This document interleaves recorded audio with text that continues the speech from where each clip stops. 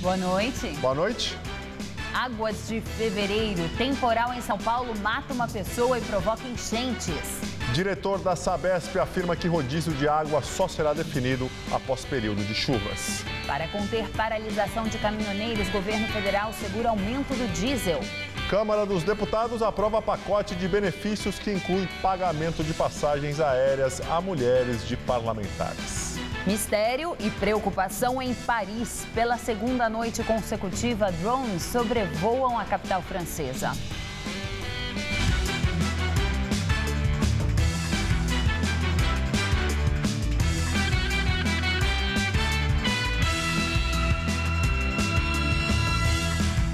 A Grande São Paulo viveu hoje um dia de caos. A forte chuva provocou alagamentos e deixou diversas regiões em estado de alerta. Um homem morreu eletrocutado após a queda de uma árvore em Higienópolis, região central. O acidente aconteceu na rua Tupi, em Higienópolis, por volta de 3 da tarde. O temporal que atingiu o bairro derrubou uma árvore sobre a fiação aérea. Cabos se romperam e atingiram o veículo de José Paulo Machado, de 47 anos. Segundo o irmão dele, Valmir Donizete Machado, ele estava chegando a uma entrevista de emprego. De acordo com testemunhas, o homem estava parado dentro deste carro quando a chuva forte caiu. Assustado com o cabo que caiu sobre o veículo, ele teria tentado sair pela porta do motorista, mas levou uma descarga elétrica e automaticamente caiu no chão. Os porteiros deste edifício tentaram reanimar o rapaz até que os bombeiros chegassem, mas ele não resistiu e morreu. Ele se assustou com o cabo pegando fogo em cima do carro dele. Ele abriu a porta e se jogou. Aí ele recebeu a descarga elétrica. Colocamos ele para dentro lá, fizemos uns 10 minutos de massagem lá, depois chegaram o bombeiro, o SAMU. No início da noite, houve falta de luz na região. A Eletropaulo esteve no local do acidente para garantir o acesso seguro ao veículo da vítima, que só foi liberado por volta das 8 horas. Em dezembro do ano passado, um caso parecido aconteceu no mesmo bairro. O passageiro de um táxi morreu quando o veículo foi atingido por uma árvore durante um temporal. Ainda no início da tarde de hoje, na rua Almirante Marques de Leão, na Bela Vista, uma árvore caiu sobre a fiação aérea em frente à UBS Nossa Senhora do Brasil. A unidade não chegou a ficar sem energia elétrica, porém a rua foi interditada. Na região central, várias ruas e calçadas foram alagadas e o trânsito ficou lento, principalmente na Avenida Paulista. Na Zona Leste, houve chuva de granizo na Vila Prudente. E o rio Tamanduateí transbordou na Avenida do Estado. Motoristas tiveram que voltar de ré e até na contramão.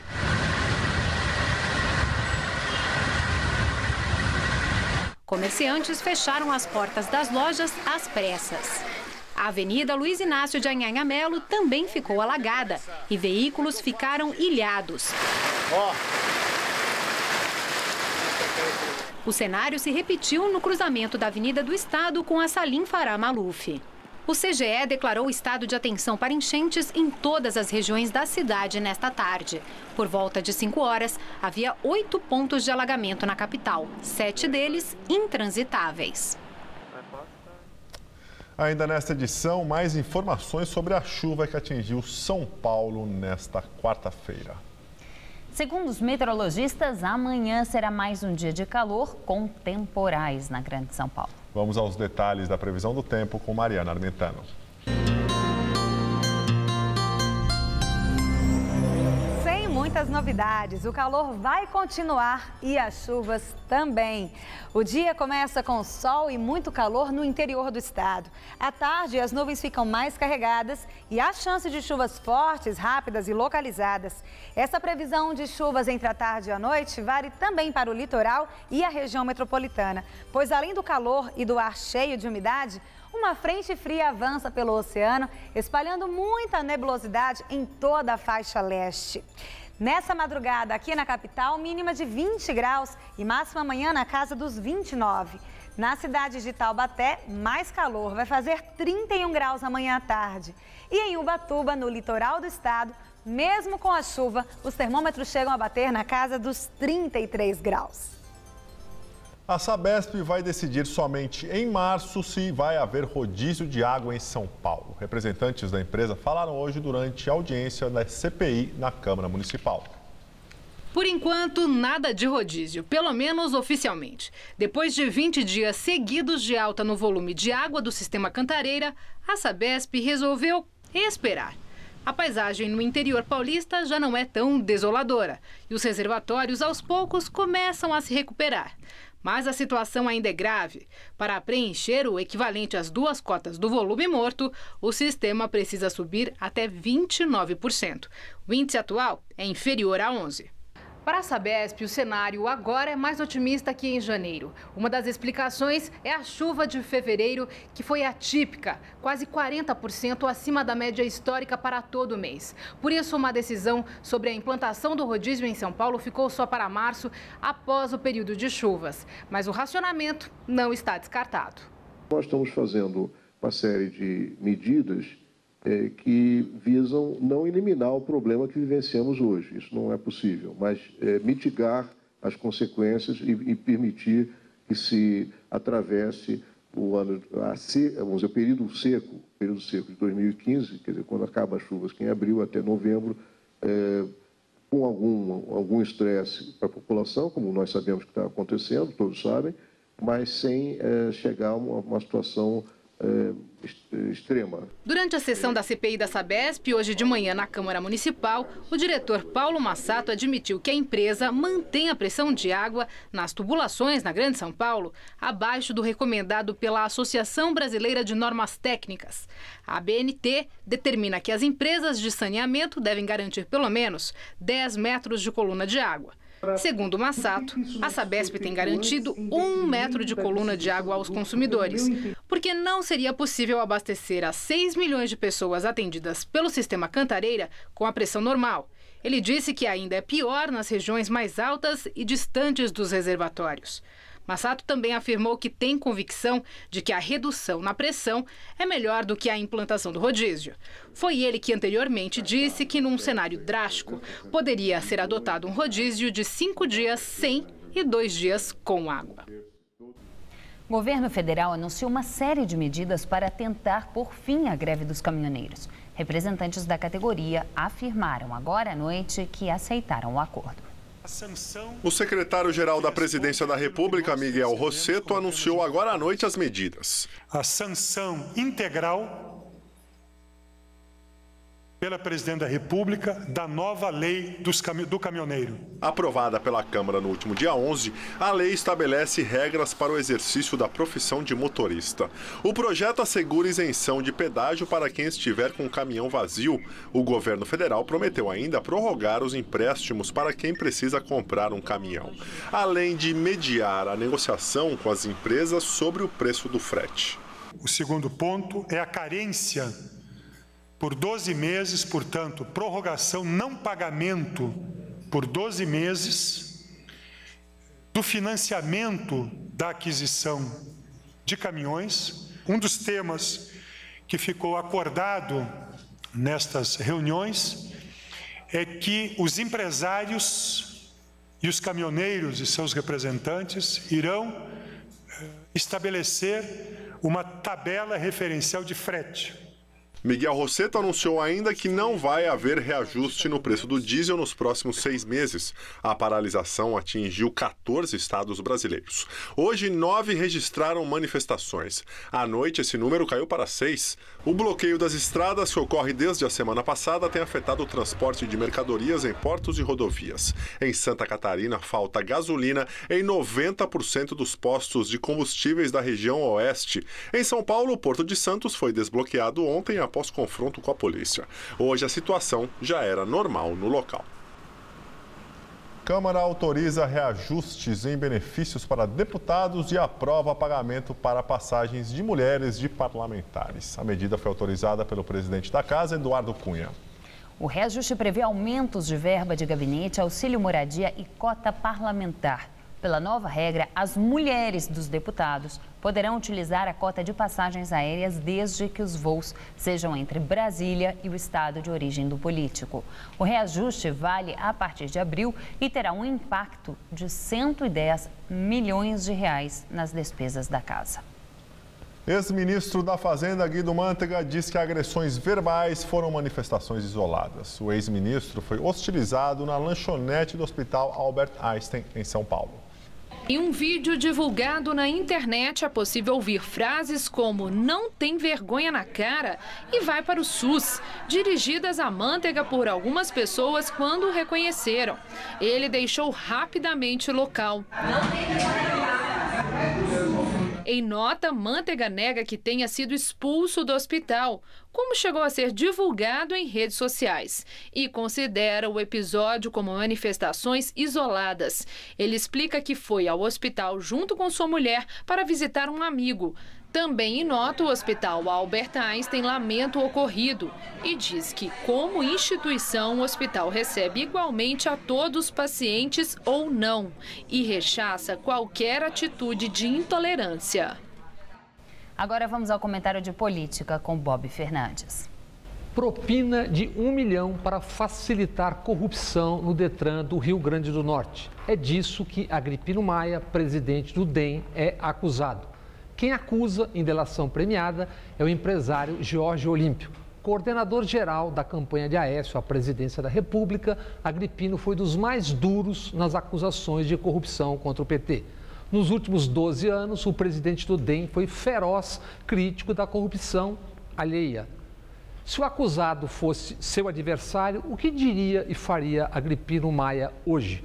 Assim, tem sido muitos dos réus do amanhã têm sido acusadores do hoje ou do ontem. Muitos dos inocentes do amanhã tiveram biografia e honra emporcalhadas no ontem ou no hoje.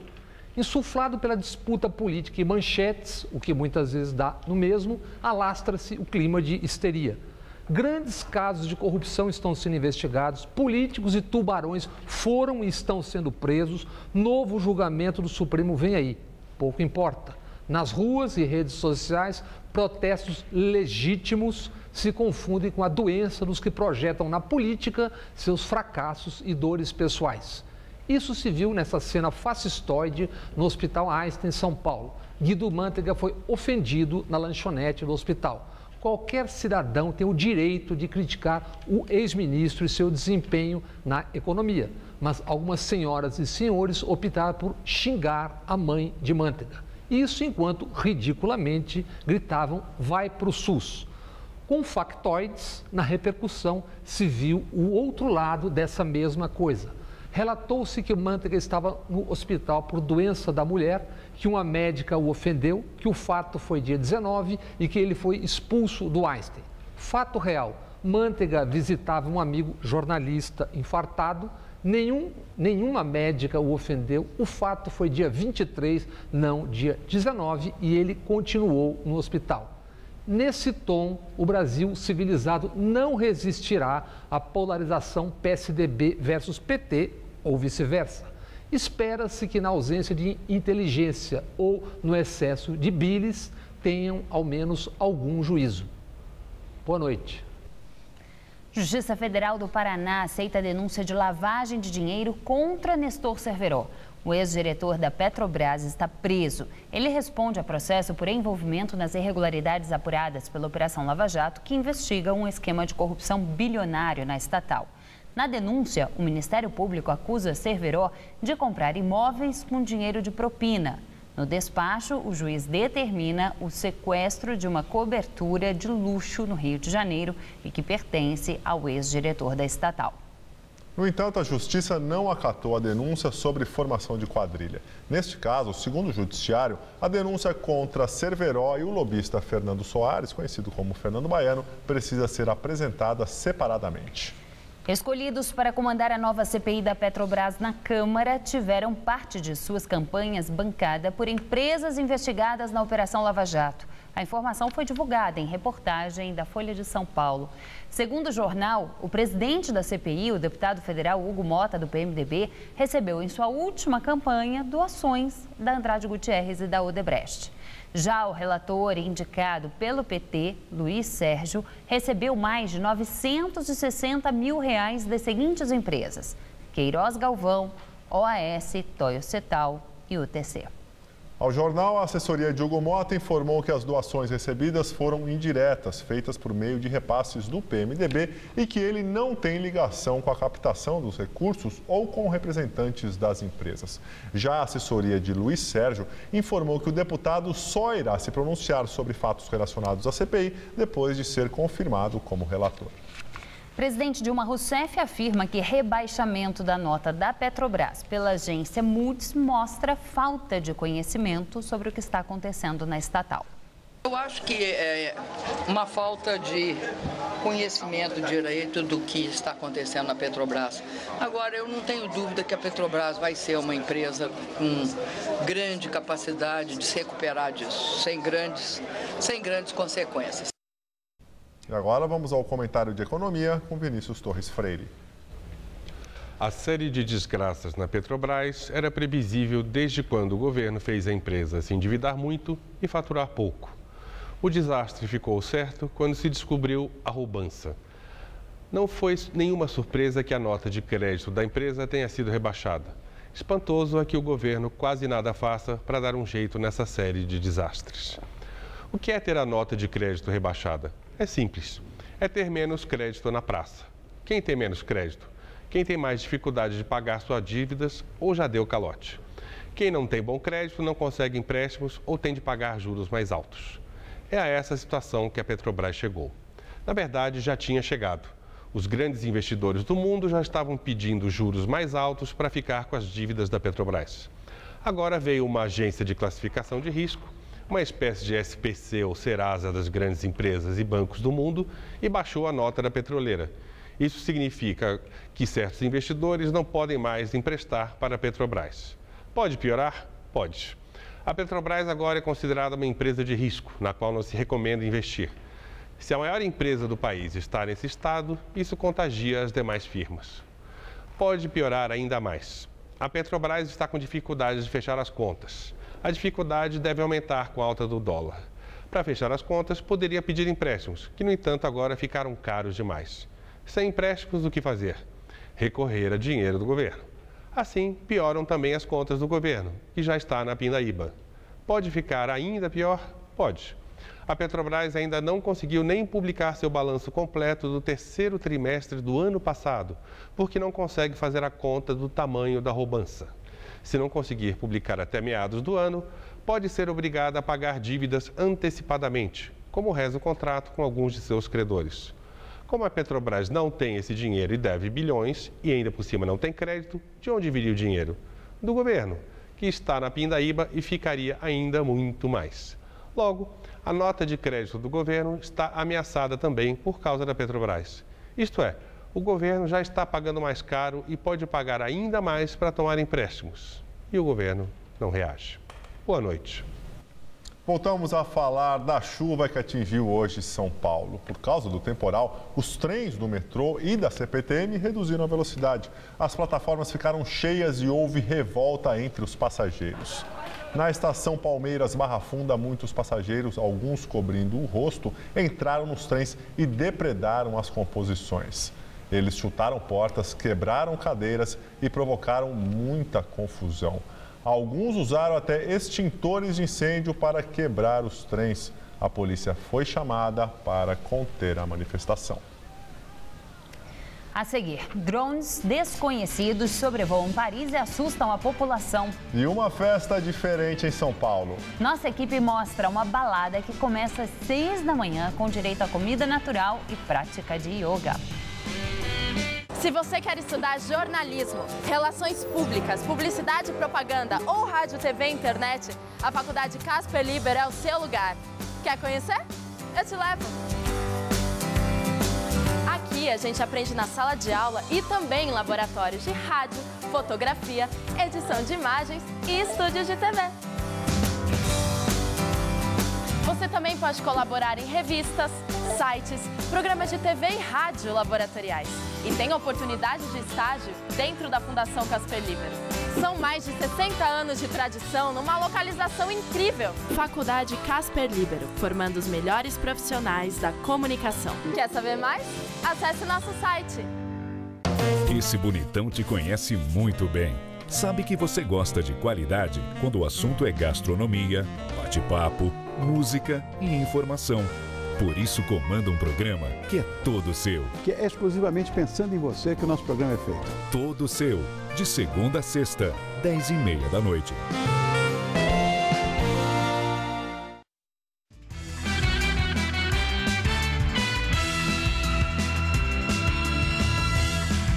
O Ministério Público da Venezuela vai indiciar um policial pela morte de um adolescente em um protesto na cidade de San Cristóbal. O estudante de 14 anos foi atingido na cabeça por um tiro ontem durante um protesto contra a crise econômica e contra a prisão do prefeito de Caracas, opositor do governo. Em seu programa de televisão, o presidente Nicolás Maduro afirmou que grupos de garotos encapuzados estavam em atividade violenta. Maduro disse que os meninos cercaram os policiais e atacaram com pedras. O presidente ainda acusou grupos de ultradireita de envenenar os meninos. A morte aconteceu semanas depois de o governo autorizar o uso de força letal para controlar a ordem pública. 3 homens acusados de conspirar para apoiar o Estado Islâmico foram presos em Nova York. 2 são cidadãos do Uzbequistão e um do Cazaquistão. Eles têm documentos de residência permanente nos Estados Unidos e moravam no Brooklyn. Os 3 homens publicavam mensagens em redes sociais e vinham sendo monitorados desde o ano passado. Eles são acusados de conspirar para dar apoio ao Estado Islâmico. Um deles, de 19 anos, foi preso hoje de manhã no aeroporto Kennedy de Nova York, quando tentava embarcar para a Turquia e depois seguir para a Síria. A denúncia criminal afirma que os suspeitos planejavam cometer atos terroristas dentro dos Estados Unidos, caso não conseguissem viajar para o Iraque e a Síria. Um dos alvos seria o presidente Barack Obama. Mistério e preocupação em Paris. Pela segunda noite consecutiva, drones desconhecidos sobrevoam a capital francesa. A população da cidade, traumatizada pelos ataques terroristas de janeiro, agora se assusta com objetos como estes. São aparelhos teleguiados, os chamados drones. Pela segunda noite seguida, um ou mais objetos foram vistos em áreas estratégicas de Paris, como na região da Praça da Concórdia, nas proximidades da Embaixada dos Estados Unidos, nos arredores do prédio dos Invalides, que é a sede do Museu do Exército, e perto da Torre Eiffel. As autoridades não conseguiram até agora explicar os voos misteriosos, que são considerados ilegais. Os investigadores dizem que pode se tratar de uma ação coordenada, mas que ainda é cedo para tirar conclusões. O porta-voz do governo francês afirmou que não há motivo para se preocupar, mas reconheceu que as autoridades estão levando o caso a sério. No final da tarde, agências de notícias divulgaram que 3 jornalistas da Al Jazeera foram presos justamente por conduzir drones em um parque no oeste de Paris. A polícia ainda não vincula esse caso ao dos drones desconhecidos. São Paulo é conhecida por sua gastronomia e por sua agitada vida noturna. Mas um outro tipo de balada que começa bem cedinho vem ganhando adeptos na cidade. Quem conta essa história é a repórter Fernanda Azevedo.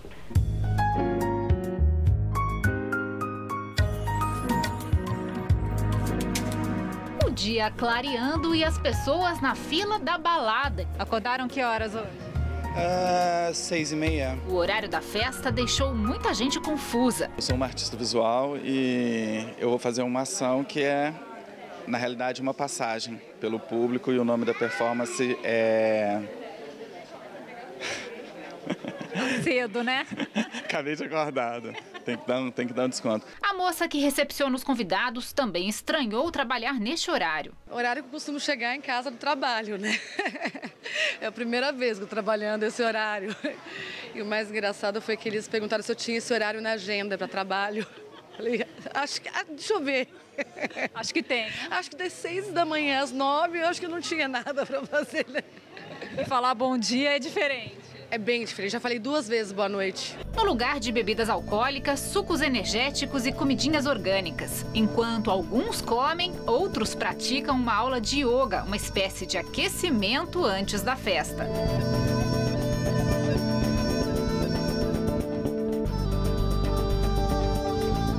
Às 7h30 da manhã, a pista de dança é aberta.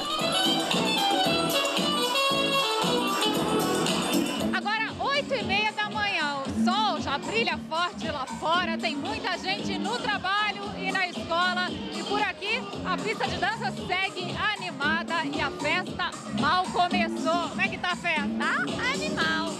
Ah, super legal. Entre uma aula de yoga e antes de trabalhar, quebra a tua rotina. A festa começou nos Estados Unidos e é feita pela primeira vez no Brasil por iniciativa de 3 empresários. A entrada, que custa R$50, será revertida para projetos sociais da área de saúde e cultura. A gente reclama muito da vida em São Paulo, trânsito, poluição, insegurança. Mas assim, a gente tem que fazer alguma coisa para contribuir para algum processo de melhoria.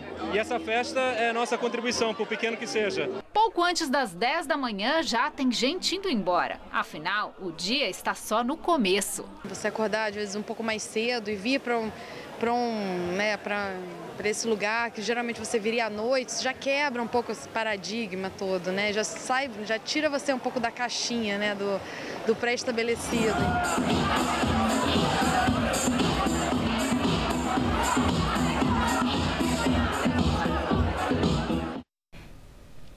A edição das 10 do Jornal da Gazeta termina aqui. Boa noite. Fica agora com o Rony no Todo Seu. Uma ótima noite para você e até amanhã.